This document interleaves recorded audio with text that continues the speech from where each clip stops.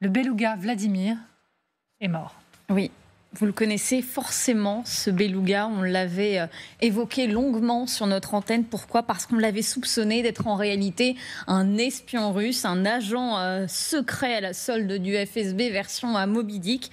Il avait été repéré en 2019, vous en souvenez peut-être, par des pêcheurs alors qu'il se baladait entre la Suède et la Norvège avec autour du cou un harnais. Et ce harnais, bien évidemment, il avait suscité de nombreuses spéculations parce qu'on pouvait y fixer une caméra et surtout le harnais était accompagné d'un tout petit mot sur lequel il était écrit en anglais « Equipment Saint-Pétersbourg ». Alors forcément, tout le monde s'était posé la question, est-ce que ce beluga est un espion russe? Oui, non.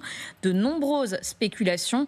Les autorités locales avaient même décidé de le baptiser Vladimir, donc notre beluga, parce que Val, ça veut dire baleine en norvégien, puis c'était aussi un clin d'œil à un certain Vladimir P, sauf que, bien, Vladimir version beluga n'est plus. Pourquoi? Parce qu'il a été retrouvé mort le 31 août dernier à seulement 15 ans, alors que généralement, eh bien, ces cétacés vivent 2 fois plus longtemps.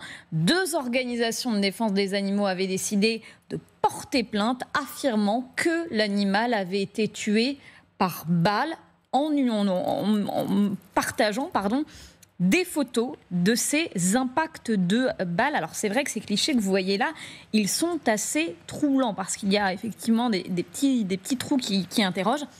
La police norvégienne, finalement, hier, elle a donné le fin mot de cette histoire sur la base d'un rapport d'autopsie effectué par l'Institut vétérinaire norvégien. C'est très sérieux. Les autorités ont déclaré que non, Vladimir n'était pas mort à cause d'une balle. Il était tout simplement mort de faim. Pourquoi? Parce qu'un bâton de 35 cm de long s'était logé dans la gueule du cétacé, l'empêchant de manger. L'autopsie a révélé que son estomac était vide et qu'en fait, les blessures qu'on voyait, étaient en réalité superficielles. Sauf que les associations n'y croient pas. Eh bien non. Trop de questions en suspens. D'abord, quel est le petit objet de couleur cuivre qu'on voit photographié dans sa peau? Pourquoi il avait ce bâton dans la bouche? Est-ce que finalement ce n'est pas quelqu'un qui a glissé ce bâton dans la gueule du beluga? L'association OneWell a même promis $5 000 de récompense à quiconque détiendrait une information en pouvant aider évidemment à la résolution de cette enquête. Annonce publiée hier, les associations en sont persuadées, le beluga a été assassiné. Pourquoi cette mobilisation? Tout simplement parce que Vladimir, il est très populaire en Norvège, c'est même une star. Près de 40 000 personnes suivent la page Instagram qui lui est dédiée, cumulant des milliers de vues. Alors, on l'a vu sur ces images, il était très affectueux, il joue avec les enfants, regardez comme il est adorable.